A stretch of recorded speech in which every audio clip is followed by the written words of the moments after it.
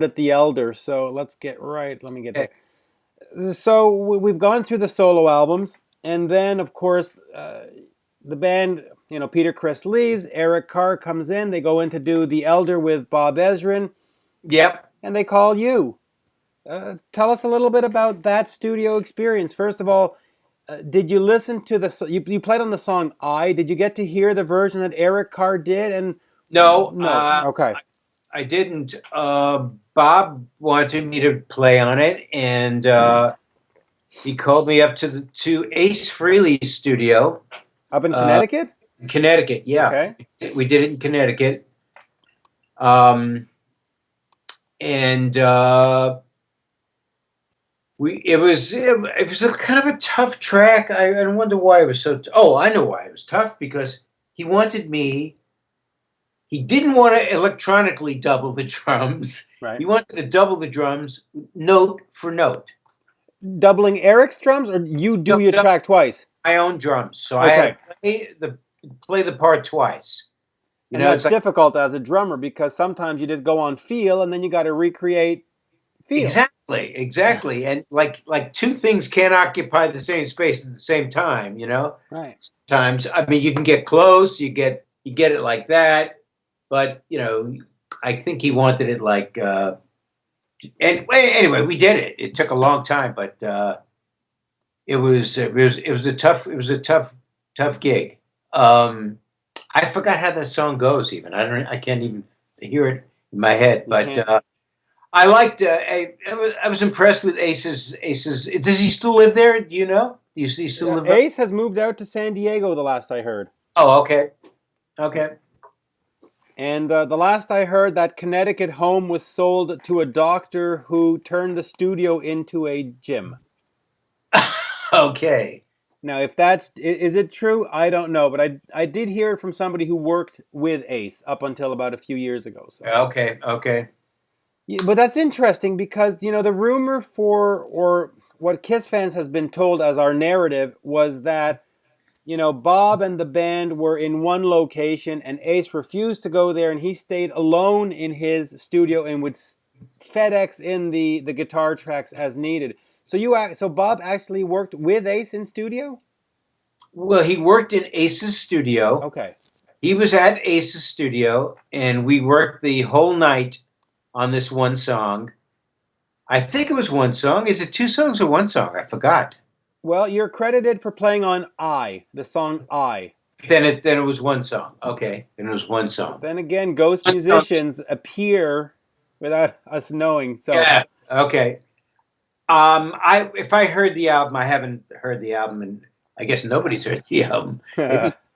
Um, but boy, this was good. This was a great plan that Ezrin and the boy and the Kiss guys had. right.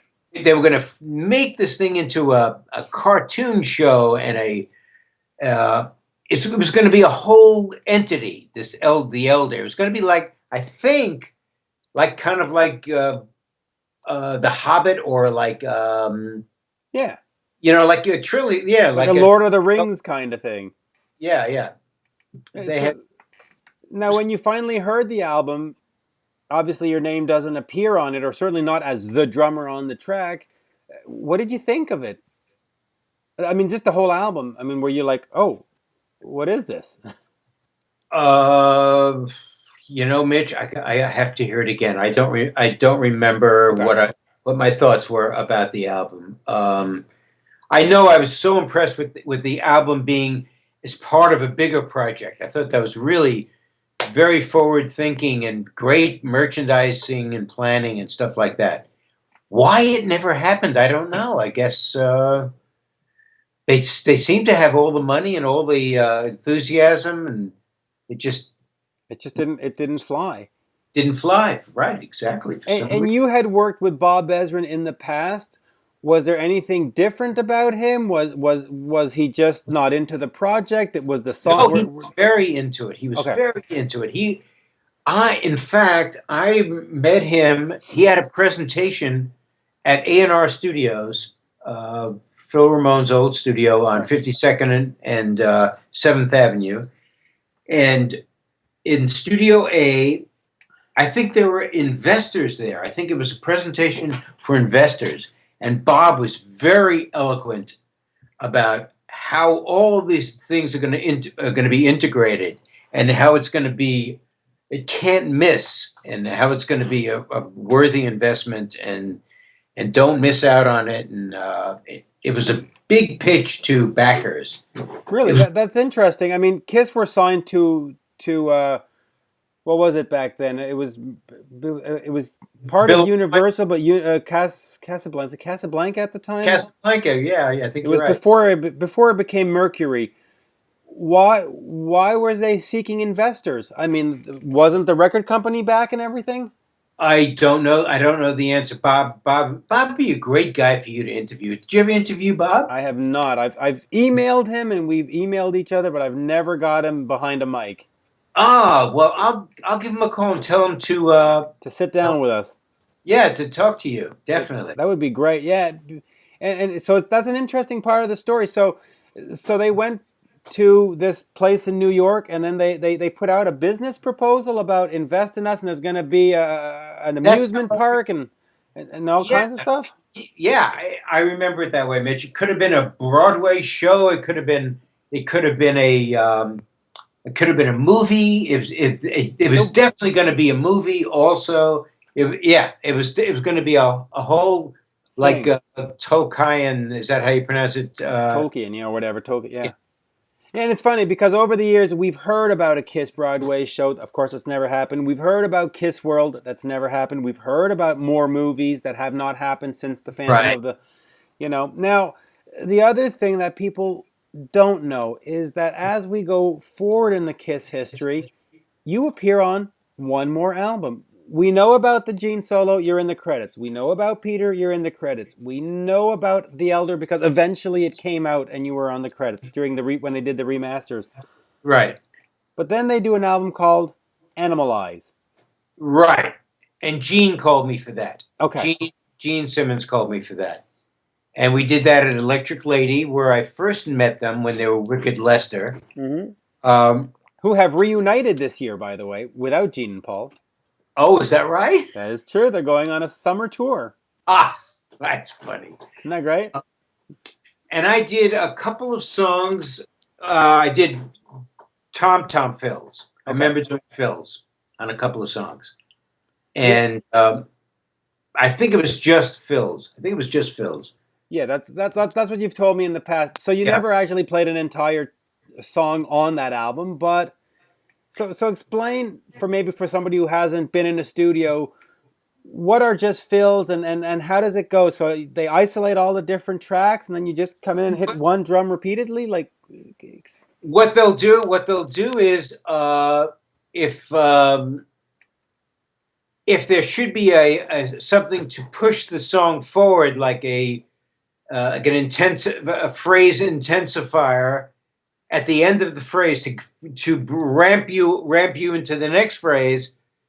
I guess they, if it works, they'll keep the drums there, keep the drums where they are, and on top of that add like do do do boom, right. add something like something that would work with the drums, or they'll duck the drums there to allow the tom toms to come through, bring the drums back in immediately afterwards. Right. So I have to hear the record to see what they decided to do on that. It's as long as it sounds believable. I mean, you can't have drums playing and hear if you already hear a hi hat going or you hear a cymbal going, because it won't sound natural. It'll somehow rub the listener the wrong way. I believe. Yeah. I mean, the drummer could conceivably play with his left hand going as he's playing, but he wouldn't do it that way, and you wouldn't get the power out of it. And so they probably duck the drums, add the fill, bring the drums back in, that kind of thing. So we know of 4 Kiss albums that you've played on. Are there any others? I don't. Were you on Creatures of the Night? Were you on Lick It Up? I mean, those are the time, and sort of in that same time period. No, no. I think that was it. I think that's That's those are the ones. those. Are, that's what I did. I'm pretty sure that's what I did. That's all I could remember. Sometimes I start mixing up Kiss with Alice, Right, because of Ezrin. right. And I'll just we'll finish on this in terms of Kiss. Were you called in because there was a sense that Eric Carr couldn't do what he needed to do, or And was it just that you're so good that they just really needed to have you for those songs? you know something? This you're referring to Elder specifically, right? Well, the Elder and Animalized. I mean, why call you in? No offense, but why Allan? Well, one thing that I think I think I did very well and do very well. I hope still do very well. Is play some creative drum fills. Okay. I don't like ordinary drum fills, and you could hear that kind of stuff on the Peter Gabriel album, solo album. Right. You could hear it on the Alice Cooper records, and you could really hear it in a lot of Canadian. I got a lot of great feedback from Canada from a drum fill I played on a Henry Gross record called God. Shannon, and it was a big drum fill. And I forgot one of the really nice big studio players up there said that was like one of his favorite moments, drumming moments and stuff like that. So maybe it was that. Maybe that's why. For the Elder, I think Bob called me in because he wanted the drum part doubled, Okay. and he knew I could do that. So Okay. And in any of this, did you get to meet Eric Carr? I don't think I met Eric Carr. I don't think I've ever met him. I thought he wasn't there. He Okay. definitely was not there. Okay. Good. Not Well, what's Pete doing? Are you in touch with him? with who? Peter Criss. Peter, no, I'm not in touch with him. I'm in touch with a guy named Phil Nero who played in a band with Peter, and so they've spoken this week. Uh-huh. And there's all kinds of rumors that he's preparing a rock album. There's rumors that his cancer has come back. I have no idea what the truth is in all of this, but I'm certainly hoping that Oh, that the rock album is true and that the cancer is false. I mean, Peter me too. was a big part of my childhood, and Uh-huh.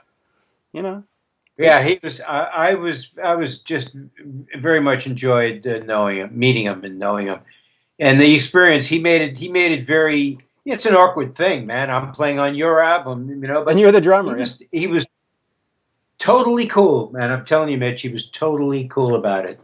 I never felt any kind of harumphing going on, or like I could have done it better than that, or But why let me the ask you then, if he was totally cool with it, that sort of suggests that it wasn't his idea. Did somebody call him? Did somebody call you and say, "Listen, Peter can't play. We need." I mean, and I don't mean that offensively, but or why? well, Sean Delaney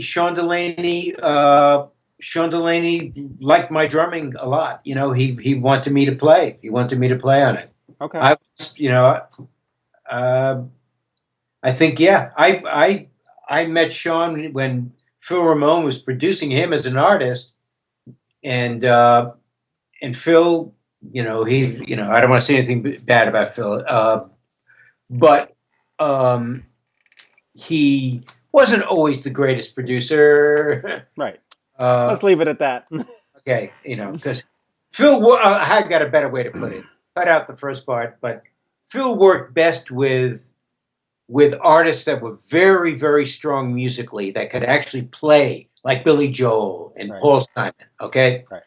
and Sean was a young singer then. He didn't play any all the instruments, and so I ended up producing Sean, and he ended up liking what I did and wanted me to be on these records, and I guess he convinced Peter, and Peter was okay with it all. So Good. Now, before we leave, people, if they want to find you, where can they find you online? You've got a golf thing, and you've got a little record thing going on. oh, boy, my wife hates when I talk about the golf thing. But I have an app out called Golflix, Golflix. Now, there's a big connection between music and golf. There's musician golf tournaments all across the country, Hmm. and drummers. There's such a connection with drumming and golfing that it's incredible. I'll talk to you about it some other time, maybe. But Absolutely. the app it's on iPhone. You can buy it on iPhone. iTunes. It's called iTunes. Yeah, it's called Golflix, Golflix, and there's a lot of great players on it, and it's all about rhythm and timing. That's what that game is about. That's why it's so drum-like. It's Right. just not about how strong you are. It's about where you're putting it, where you're putting the beat, and all that stuff. And it's another whole conversation, like you said. It's a great little app to go check out. So, Yeah, I appreciate if you would mention it, though. I could use the PR. oh, absolutely. Going to make sure it's right in there. It's on iTunes. Golflix. Golflix. Yeah, one F. It's a one word. And deepdiner.com is my website for the studio. If people want to see what my place looks like that I own with Bob Mann. And we're constantly doing stuff. I should send you an email when there's something that's noteworthy, you know? Absolutely. And we'll get the word out. Great, man. Thanks. Great to see you. You too. Now, I'm just going to hang up the call recorder, but hold on 1 second.